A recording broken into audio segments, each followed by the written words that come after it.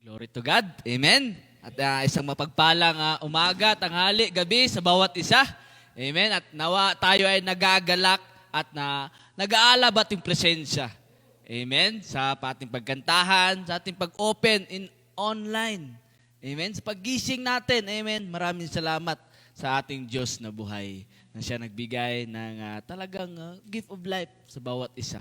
Amen. Kung meron ka mang pinagdaraanan, meron mabigat sa yung pangangatawan, puso, damdamin, emotion, kapatid, hindi ka nagkamali na mag-scroll dito sa ating online worship service. So, bago tayo dadako sa ating sermon, amen.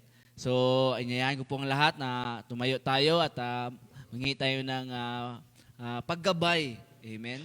Hallelujah. Glory to you. Hallelujah. Hallelujah. Abba Father, maraming salamat o Diyos. At muli, nakapanayam ka namin, Panginoon, at dilala mo kami, aming mga panyapak dito sa iyong bahay panambahan upang ma-feel namin yung presensya mo o Diyos. Makapag-fellowship kami sa bawat isa, Panginoon. At ma-celebrate namin yung pagkakataon na yung ginawa, Panginoon. This is the day na yung ginawa o Diyos. We will be glad and we rejoice in it. Maraming salamat, O Diyos. At muli, ako yung ginamit, Panginoon. Isa privilege sa akin na maghayag ng salita, O Diyos. Nawa, idako mo ko sa iyong talikuran, Panginoon. At ikaw ang manguna, magturo at magmanifest sa bawat isa na nakakarinig, nakawitness ng lugar ito, Panginoon, sa iyo aking pagsasalita, O Diyos. At i-bless mo po aking panalita, Panginoon, upang makapagbigay ng pagpapala, blessing, paggabay, hallelujah, at sa pag-deliver ng healing and deliverance sa mga kapatiran na gusto ng kasagutan at gusto na magpalakas sa kanilang pang-spiritual. Maraming salamat, O Diyos, at nawa ay dako mo sa akin yung pangunawa, karunungan, kaalaman, upang maintindihan ng bawat isa, O Diyos, ang iyong ibababa na mensahe this day, Panginoon. Maraming salamat. To your glory, in your name, Jesus Christ, we pray. Amen at amen. Hallelujah. Praise God. Amen. At nawa, ang lahat ay hindi mag-skip.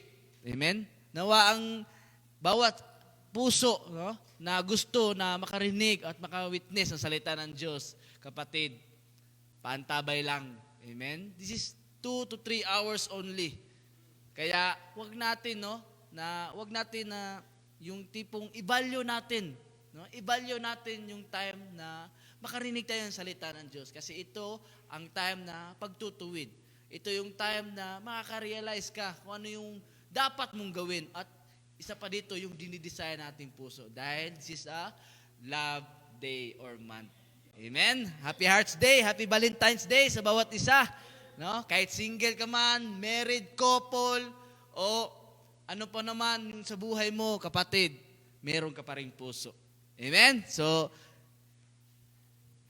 ang ating scripture today, amen?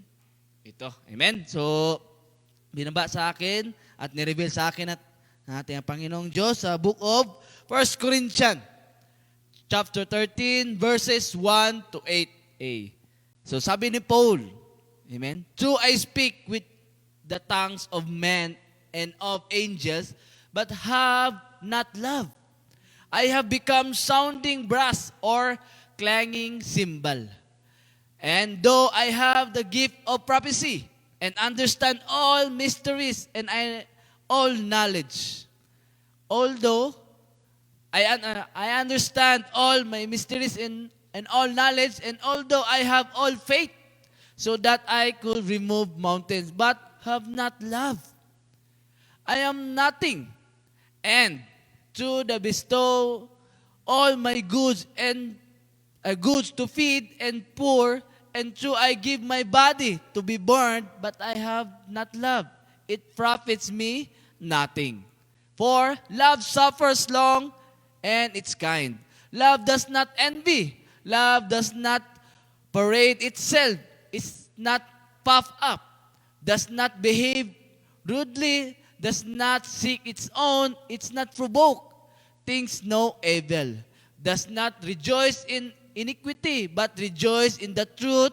Bears all things endures, all things, love never fails. So ito yung pagsinta ni Lolo Paul sa atin. Amen? Na anumang bagay dito sa mundo. Sabi pa nga niya, di ba? Sabi niya, kung ako'y magsalita ng mga wika ng tao o sa mga anghel, no? Datapwat wala akong pag-ibig. Oo, alam natin si Lolo Paul na siya'y tanyag din. Matalino. Amen? Isa siyang leader. Amen? Bagkus lahat ng ito ay isang ingay lamang o umalingangaw sa kanya. Kasi bakit? Walang pagmamahal.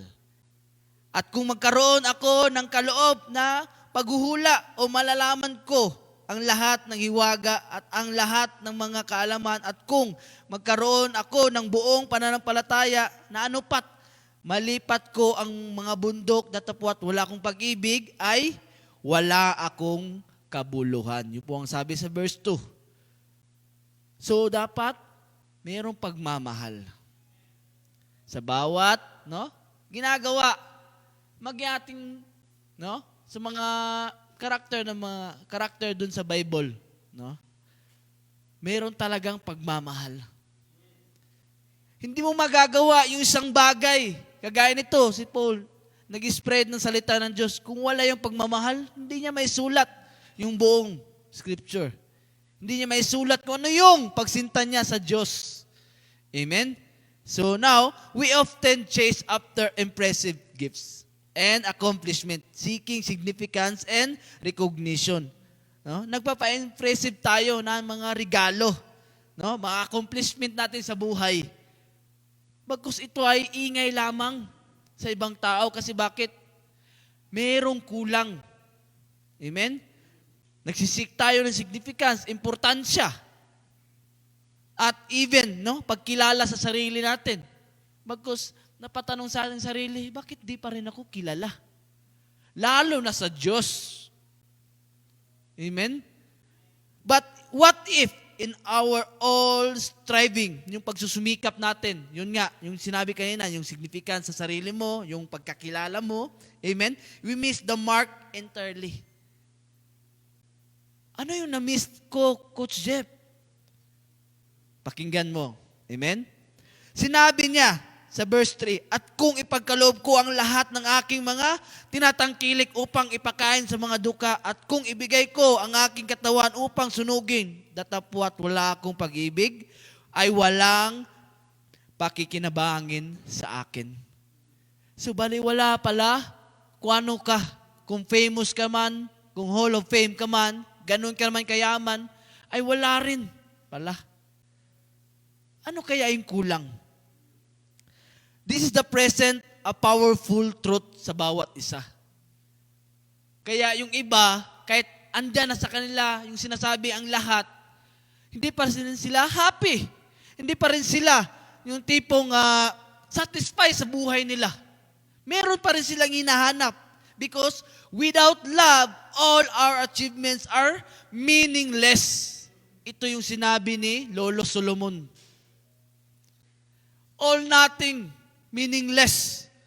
A hollow noise in the grand symphony of our life. Kahit napaka-engrande yung takbo ng buhay natin, nagsisilbing ingay lang to. Lalo na sa Diyos. Amen? Kasi walang pagmamahal.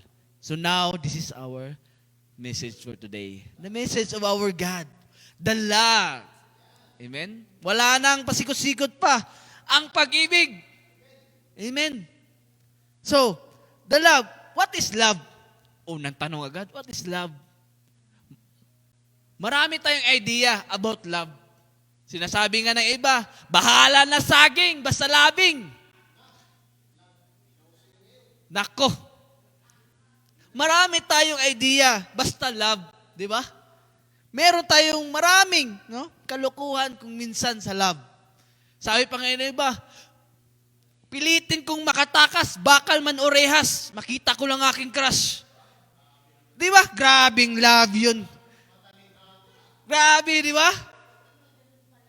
Marami, di ba? Nakakatawa. Bagkus yun ang realidad pagdating sa love. Pero hindi natin alam ano ba yung, no? Ano ba yung dapat na malaman natin kung ano ba yung love na yan? O ano yung benepisyo ng love na yan? Amen? So, napakaganda. No? Love is a powerful force that can transform our lives and our world around us. Oo. Kasi, kung mahal mo siya, meron kang babaguhin sa sarili mo. Kasi, bakit? Pinapakita mo yung pagmamahal sa kanya eh. Di ba? Eh, yung dati, crush na crush mo, siyempre, di ba? Narinig mo, ay, ito pala yung gusto niya sa lalaki, ito pala yung gusto niya pagdating sa, di ba? So ikaw, nagtra-transform ka. Kasi bakit? Meron kang crush, meron kang love sa kanya, meron kang, no? Niraramdam, meron kang feelings. Huh?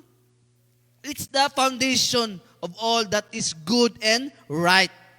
Kasi yun ang yung, nakapagbigay ng maganda. Ito yung matuwid sa'yo. Di ba? Kaya, gagawin mo ang lahat. Marinig mo lang yung matamis niyang oo. Yun, no? Yun, no? Sa mga single dan, di ba? Ganon po yun. Sa mag-asawa, sa couple naman, di ba?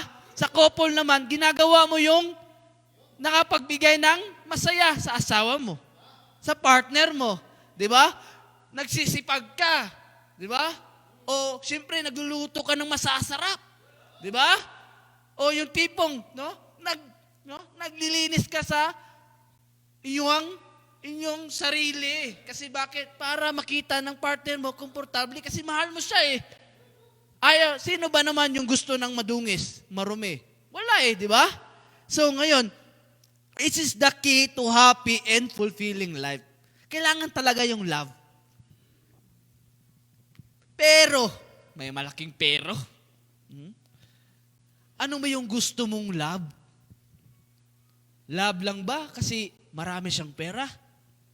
Love ba kasi gwapo siya? Matangkad siya? Handsome pa? Or love mo siya kasi maganda siya?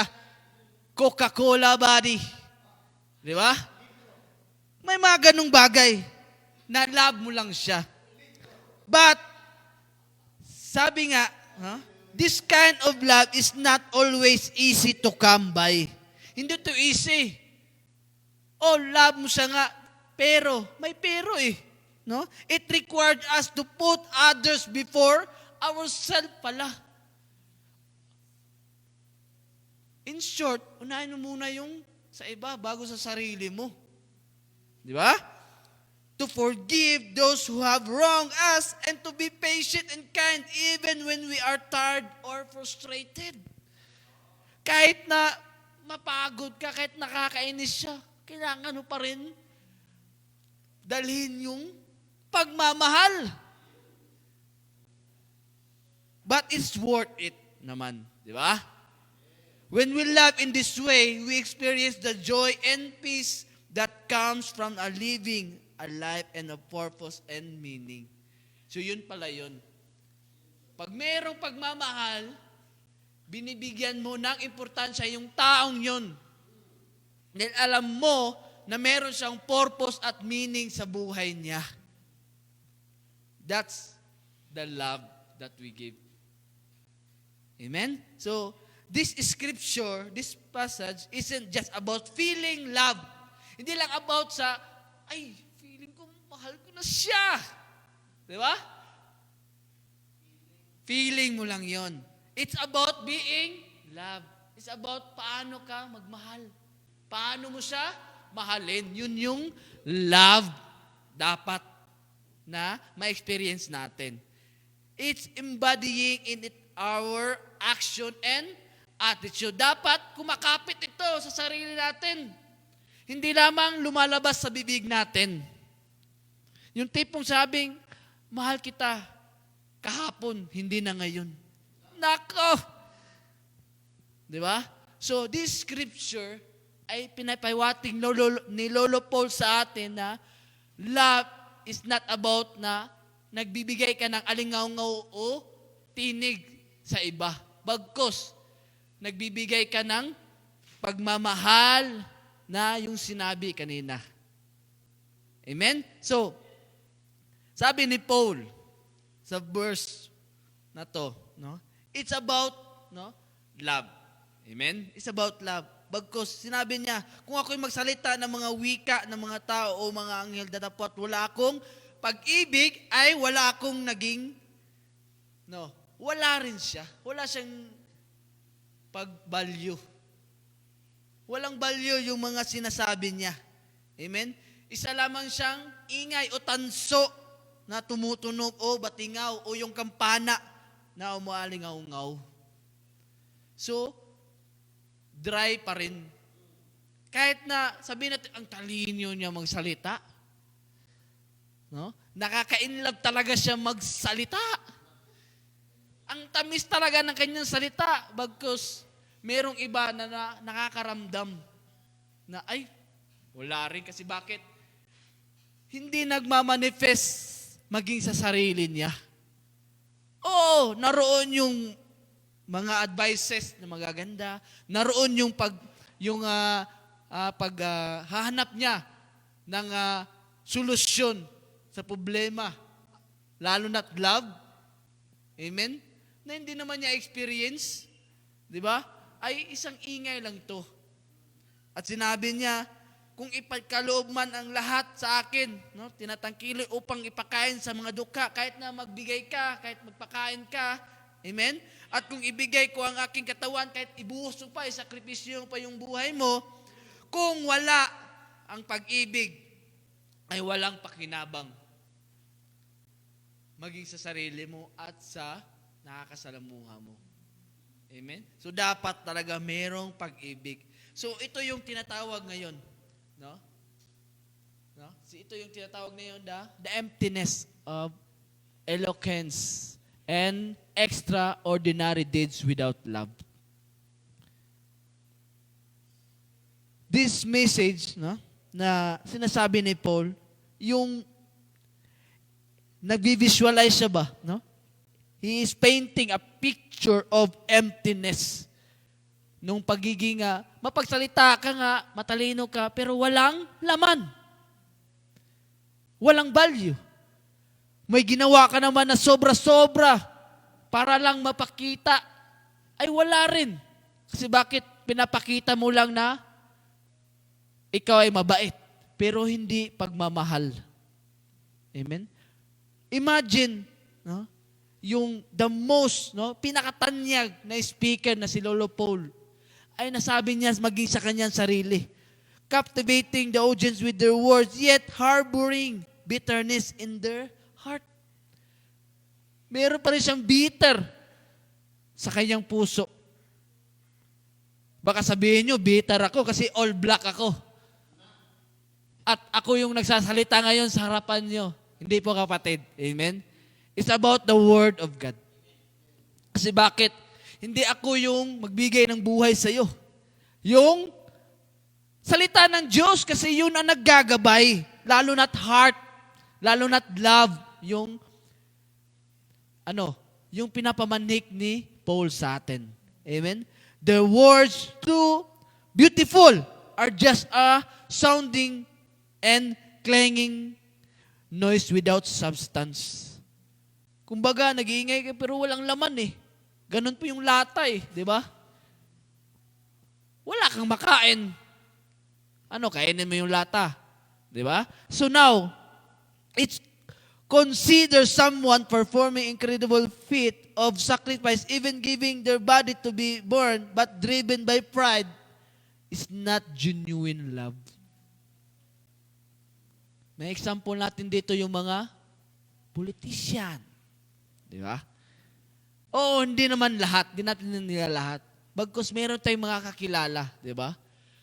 But, in realidad, kasi election month naman ngayon. Di ba? Marami sa atin nagpapakitang tao, bigay dito, palaro dito. Di ba? Donasyon dito. Di ba? Pero yung nakikita natin, feel pa natin na walang love. Their sacrifice so outwardly impressive. Na may impress ka. Bakit? Yung hindi niya magawa dati, nagagawa niya sa eleksyon. Grabe. Di ba? It's ultimately worthless. Pag ikaw ang nakakaramdam na talagang, ay, hindi to pagmamahal, worthless. Even faith that can move mountains mean nothing without love. Kahit sabihin natin, yang daan na yan, pag ako ang nanalo, sementado hanggang dulo. Nako, yung naupo na siya. Di ba? Wala palang pagmamahal. Kapatid, kaya nasa uli yung pagsisisi. Amen? So these verses highlights a crucial point sa bawat isa. Bakit crucial? Outward display of talent, even sacrifice are bankrupt without inner reality of love. Maging sa sarili mo pala may bankrupt. Bakit?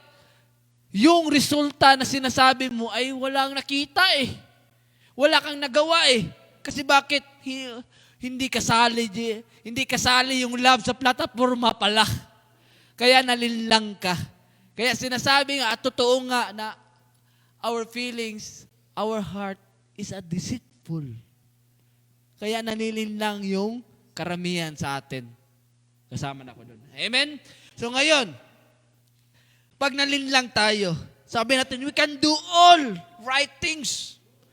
Kasi love mo eh. But with the wrong motivation. Kaya pala, wrong motivation yung gusto. It's amount to nothing. Wala talaga. Amen? Sabi na sa 4. No? Love suffers long and it's kind. Yun ang totoong love. Love does not envy. Hindi naiinggit. Love does not parade itself. Hindi niya pinaparada kung gaano mo siya kamahal. It's not puff up. Does not behave worldly. Hindi siya bastos. Amen? So, mali pala yung sinasabi dati na gusto ko siya kasi Maginoo pero bastos. Nako, hindi pala pagmamahal yun. Gusto mo lang pala. Amen?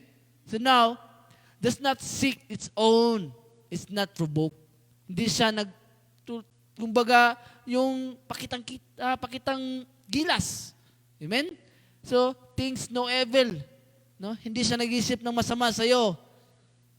So, yung naririnig natin na meron siyang binabanggit sa'yo na evil or masama, it means hindi ka love nun. Ay, di pala ako love nun. Di ba? Napag-isip ka ngayon, kasi sinabihan ka ng masama, hindi pala love yun. Kasi ang totoong love ay nakakabuti para sa iyo. Does not rejoice in iniquity, but rejoice in the truth. Amen? Bear all things, endures all things. No? Sa hirap at ginhawa, till death do us part. Till death do us part. Pero nung dumating yung pagkakataon na meron siyang humaling siya sa iba, sana yung love doon. Till death do us part nga, di ba? And love never fails. Yun nga, yung pinapamanhik. Pinapamanhik sa atin. Bakit? Ito yung, character of love. Of true love. Amen. Dito tayo magtatagal. Kasi ito yung isa sa mga climax sa mensahe. Ano ba yung character ng love? Ano ba yung love na sinasabi ni Coach Jeff? Pantabay ka lang. Ito yung tanong kanina eh. Ano ba yung love? Ngayon kapatid, sabi sa verse 4, amen? Sabi sa verse 4, ang pag-ibig ay mapaghinuhod o love and kind, patience, at magandang loob. Ang pag-ibig ay hindi nang hahahili. Ang pag-ibig ay hindi nagmamapuri at hindi nagpalalo. Amen? So, this is the love. This is the true love. Ngayon, ang pag-ibig ay hindi nagkukulang kailanman. So, dapat tayo merong ganitong true love. Amen? So, si Lolo Paul shifts from the negative to the positive when it comes love. Amen? Describing the very essence of love, yung kakayahan ng love ba? Amen? Kung ano yung magagawa pag ikaw ay in love.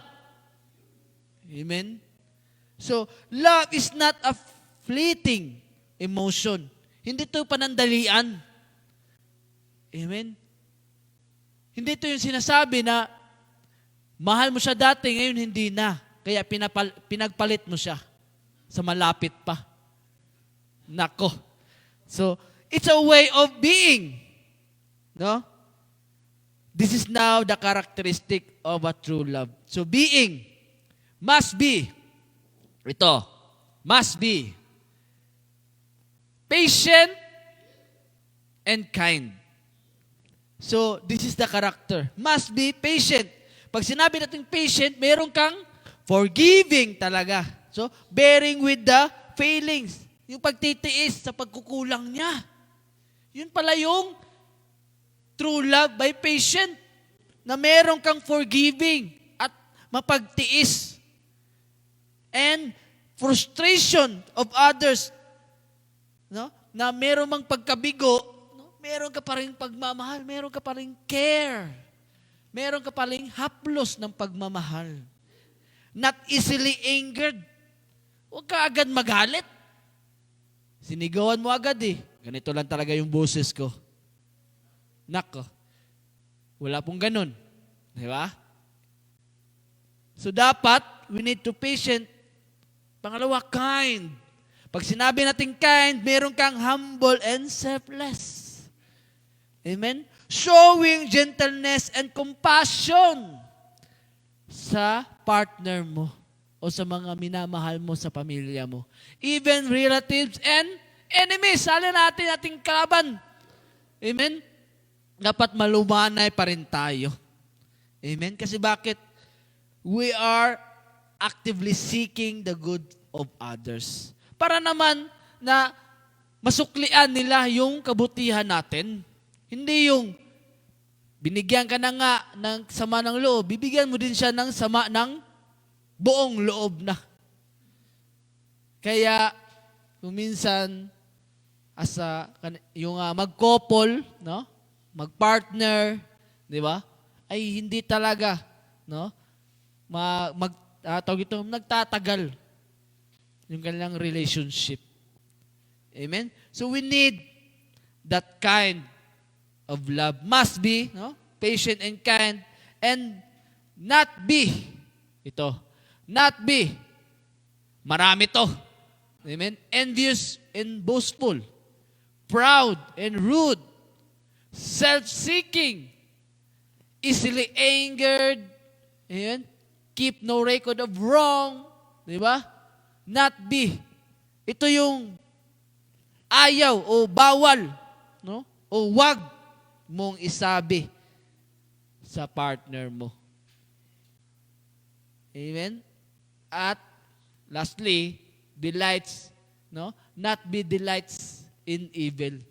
Huwag kang magsaya sa kasamaan, no? Kasalanan. Bakit? Love is not jealous or resentful of others, another blessing. So, huwag kang mag-boastful. Huwag kang mainggit. Amen? Kasi, pag mahal mo, huwag kang magselos. Sabi ngayon na ba? Sabi ng iba, nagsiselos ako kasi mahal ko siya. Eh kung pinagsisilisan mo, inggit lang pala. Di ba? Pinagdududahan mo siya. Wala namang pruweba. Di ba? Hindi love yun. Boastful. Huwag kang maging boastful. Huwag kang masyadong mapagmamalaki. Kung marami kang binigay, kung marami kang inambag. Because love does not brag or seek attention for itself. Kaya nga sinabi kanina kung mahal mo, mahalin mo muna siya. Di ba? Yun ang totoong pagmamahal. Nagsisik ka ng attention not for your own self, bagkus hinahawa mo yung pagmamahal sa iba. Amen? Not proud, not rude, hindi mayabang at hindi bastos. Amen? So, talagang, no, habang ginagawa ko to, talagang sasaktan din ako kasi, ay, ginawa ko sa kanya yon, ginawa ko sa iba yon. Hindi pala love yun. Di ba? Nasasabi ko pa naman yung mga masasama dati. Di ba? But, ang nakaganda dito, unti-unti na nakokontrol mo na. Because of love. Kasi mahal mo siya eh. Mahal mo sila eh. Di ba? So, love, not be self-seeking, easily angered, and keep no records of wrong. Hindi mo na, no? Inuungkat yung past. Hindi ka na madaling magalit, no? Amen? Hindi mo na pinagmamalaki ang sarili mo na mas malaki yung pagmamahal ko sa iyo kaysa sa binibigay mong pagmamahal sa akin. Wala na yung sumbat. No, keep, no records of wrong. Hindi mo na, binibigay yun. Hindi mo na sinasabi.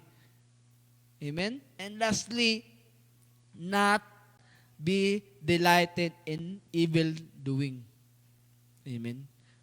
Pag sinabi mo na ay nakakasama yan, no? Alam mo, no, na pagmamahal na yun. Kasi love rejoice in truth and righteousness. Kasi bakit? Yun yung talagang nagpapatibay unity as a relationship. Amen? Kasi sabi nga, di ba? Walang lies, lalo na pag mag-asawa na, di ba? Dapat walang lies, walang nililihim, dapat sharing, di ba? So, we need to rejoice in truth and righteousness, no? And abhorring in evil things. Yung sinabing abhorring, yung kinasusuklaman mo na yung kasamaan, yung paggawa ng hindi mabuti. Amen? So, doon po natin makikita pa lang na, ay, ito pala yung pagmamahal. Ang dami naman. Lahat po yun ay hindi pwede. Malalaman naman natin niya eh. Di ba? Kung isa ikakabuti o hindi. Pag mahal mo yung tao, lahat ikakabuti. Amen? Even na sabihin natin white lies, dahil ito ikakabuti, wrong pa rin. Amen? And lastly, no? But be always protect. Protektahan mo. Lalo na't nasa tamang daanan na siya. Tamang feelings. Amen? Tamang duda. Amen? Suportahan mo. Protektahan mo yung minamahal mo. Amen? Pangalawa, always trust. Mag-trust ka kasi mahal mo eh.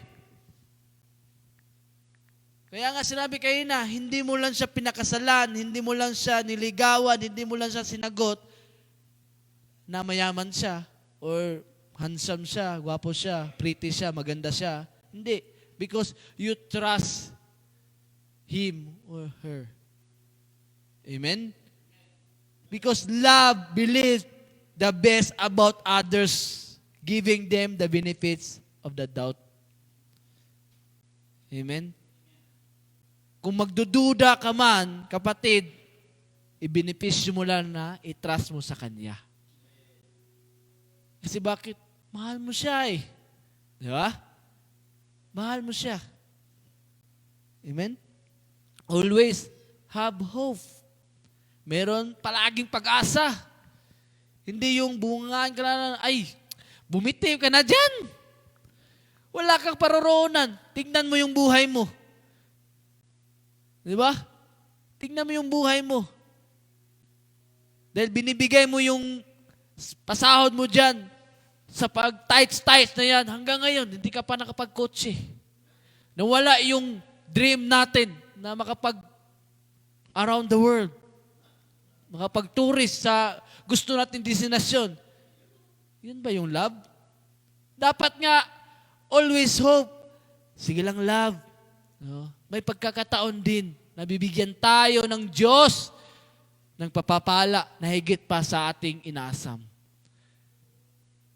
No? Laging nag-i-encourage na makakamtan mo rin yan. No? Huwag ka lang sumuko. Merong Diyos. Yung tinatights natin, yung binigay mong effort, yung treasure mo, yung talents mo, meron niyang reward para sa Diyos. Amen? At hindi ito panandalian. Because the hope that we say is the hope that God says to us, the eternal life. Amen? And always perseveres. Amen? Dapat matyaga tayo. Love nga eh. So tagain mo yung pag-uugali ng partner mo. Mabunganga man yan. No? Dapat sabayan mo din ng pagtiyaga na manalangin ka para magbago siya. Huwag mo tiyagain na lang, ay, ganyan na talaga yan siya. Tiyagain ko na lang. Nandito na eh. Kinasal na eh. Wala rin akong budget na pang divorce eh. Ganun. No? Matyaga. Ipag-pray mo kasi love never gives up even when faced with adversity. Kahit yung kapaghatian na sa buhay mo. Kahit na worst, sabihin mo, worst husband to eh. Bakit? Di ba? May mga ganyan tayo. So, matyaga ka. Kasi, balang araw, no, magbubunga din yan, kapatid. Amen. Meron tayong naririnig, di ba? Meron tayong tawag ito, yung mga testimony ng iba ba? At sinabi nila, yung asawa ko dati, grabe, kabungangera. No? Grabe yung pagpupersecute sa ginagawa ko. Grabe na humantong pa sa anong pipiliin mo? Ako o yung pagsisimba mo? Di ba? No, wag sana tayong hantong sa ganung bagay. At merong isa na masasaktan sa atin kasi pinili mo na magsimba kaysa sa Kanya. Di ba? Wag po nating hintayin na makapagsabi siya ng pagbasag sa puso. Di ba? Wag natin ihantong na pipili tayo. Di ba? At sabihin natin, hindi na natin love ang isa't isa. Hindi na tayo komportable. Di ba? So dapat tiyagain tayo. Matiyagain tayo. Amen? Kasi as a Kristiyano na, amen, yung pangangaral ng Panginoon sa atin, no? Lalo na ating Panginoong Jesucristo, di ba? Na pakamahalin natin ang bawat isa. Pakamahalin natin ang ating kaaway. Pakamahalin natin ating sarili kasi mahal tayo ng ating Diyos. At siya yung unang nagmahal sa atin. Kaya He sacrificed His only begotten Son, Jesus Christ. So wag po natin sayangin yun. At lalo nating ibabalyo yun. Kasi bakit sa conclusion natin, conclusion na ta. No? Amen? Yung conclusion natin, and we have known and believed the love that God has for us. God is love, and He who abides in love abides in God, and God in Him. So this is the reflecting to ourselves of a true nature of love. Amen? Na naniniwala tayo na kung hindi yung pagmamahal ng Diyos, wala tayo. Kaya nga, God is love. Amen? So, exposing emptiness of our lives, we need love. Para mapunuan to, na meron ka ng satisfaction sa buhay mo. Amen? At hindi mo na magagawa kung ano mo yung hindi pwedeng gawin. Kasi bakit? In the end of this journey, dapat yung ginagawa natin yung nakaka-please sa ating Panginoon. Kasi mahal niya tayo eh. Gusto ba natin na ma-discourage ating Panginoon sa atin? Hindi ka makatungtong ng langit, kapatid. Ikaw rin. Di ba? It's reality. Kasi ayaw ng Diyos yan eh. Mahal ka niya, so baka mahalin mo din siya. Ang tanong ngayon, no? It's a challenge to us na to examine our motivation in action sa bawat isa. Are we driven by love or by selfish ambition? Yun yung tanong sa atin na iniwan sa atin ating Diyos. Pangalawa, are our words and deeds seasoned with kindness and patience, or are they merely empty noises? Yung tipong basta na lang mag-iingay. Amen? So dapat huwag tayong hahantong dun. Na hindi dapat season yung ating love. Dapat every day, every minute. Nais kang makita, Lord. Dahil mahal kita, Lord. Di ba? Even to our partners, di ba? Na-miss kita, love. One day lang ako, nagtrabaho lang ako. Oo. Kasi pinaparanas mo sa Kanya na mahal mo siya palagi. Amen? Even na sabihin natin, araw-araw mo nang ginagawa, pero gusto mo pa rin marinig yung, kamusta ka na dyan sa trabaho mo? Okay ba yung mga troubleshooting natin dyan, mga diagnosis natin dyan, yung ating mga, di ba? Gusto pa rin natin marinig yun. Kahit araw-araw natin nababasa, naririnig sa Kanya. Kasi bakit? Isa yung malasakit, no? Na mahal mo ang isang tao. The point is this. Love is not just important. It's essential sa bawat isa. Hindi lang to nagbibigay ng importansya. Bagkus ito'y mahalaga sa bawat isa. Amen? Kaya huwag natin sabihin na mahal natin yung taong yun dati, ngayon hindi na. Mahal pa rin natin sila. Ang hindi natin mahal yung espiritu na nagpapahiwalay na para hindi natin mahalin sila. Pakamahalin natin. Amen? Kahit nasabihin natin, best friend ko to dati, ngayon hindi na. Amen? Kaya, this is the foundation, no? Upon which all true meaning and purposes are built by the love. May purpose eh. Amen? May purpose na dapat mo siyang mahalin. Kasi bakit? Hindi na nga siya minahal ng iba eh. Hindi mo pa siya mamahalin. Saklap mo naman, bes. No? Kasi, ito kung meron mang tao na totoong nagmamahal sa iyo, hindi ka iiwanan yan. She will stay for you. Oo, meron mang mali sa taong to, bagkos hindi mo rin siya iiwan, no? Kasi bakit? Nandun yung pagmamahal na pagsasabihan mo siya. Amen? Marami kasi yung love, di ba? Sabi kanina, di ba? Love is patient. Love is kind. Nandun yung pagpasensya. Nandun yung pagpagkumbaba. Amen? Compassionate. Kasi bakit?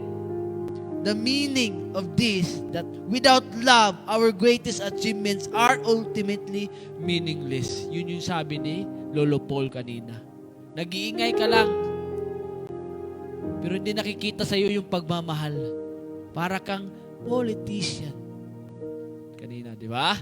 Nag-iingay ka lang sa daanan, pero nasasabi ng tao, ay, hanggang ngayon, hindi mo pa rin pinasimento yung sabi mo. Kasi bakit? Wala sa plataforma niya na mahal kayo, na mahal tayo, na mahal ka. Amen?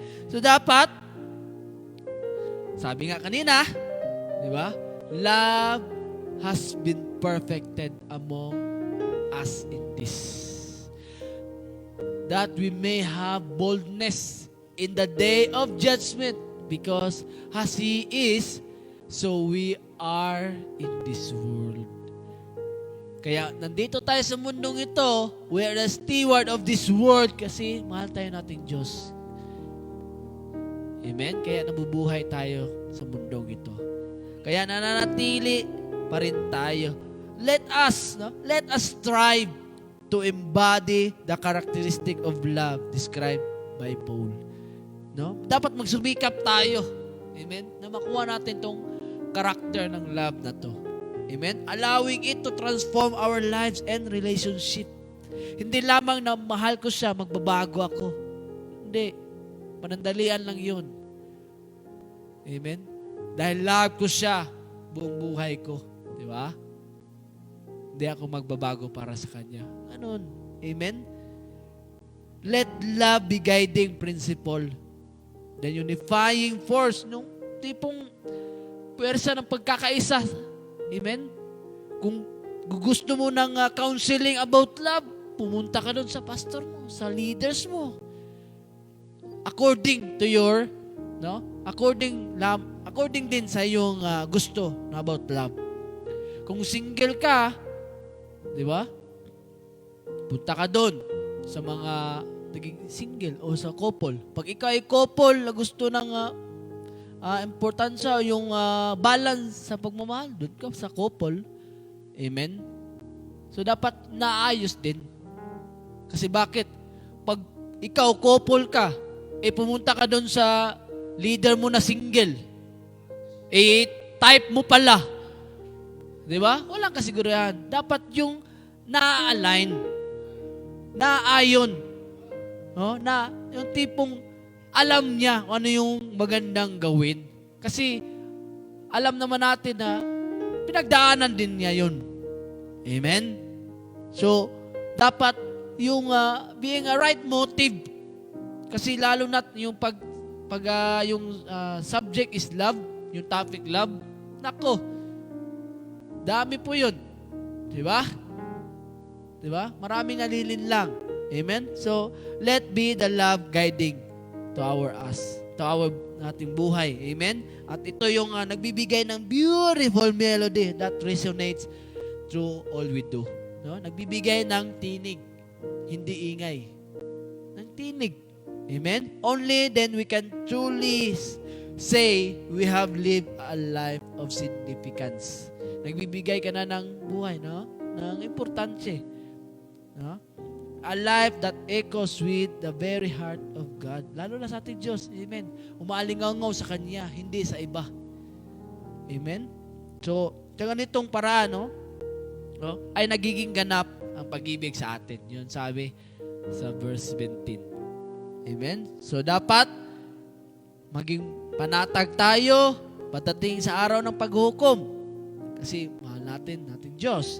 Dahil ang pamumuhay natin dito sa mundo ay tulad na kay Kristo. Amen? So, dapat pamumuhay tayo, even na alam natin, hindi ito yung buhay natin, hindi ito yung tahanan natin.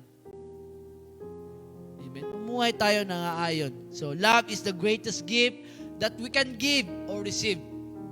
Amen? It is the one thing that will last forever. Diba? Kahit mamatay ka, mahal na ko niyan. Grabe pagmamahal yan, kapatid ko niyan. Diba? Amen? So let us love one another deeply and sincerely. Ng buong puso na walang pagbabalat sibuyas.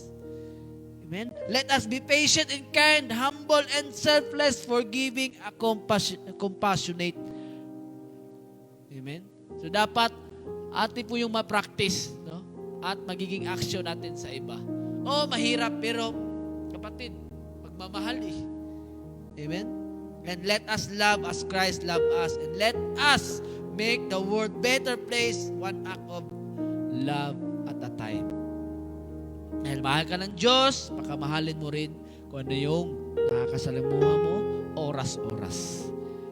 Because, sabi nga kanina, sa verse 19, sinabi nating pastor, si Bro Rimel, we love Him because He first loved us. Amen? So, tayo po magsitayo. Hallelujah. Tayo po manalangin. Maraming salamat sa bawat isa na nanonood. Amen? Nawa, nasatisfy kayo in about love.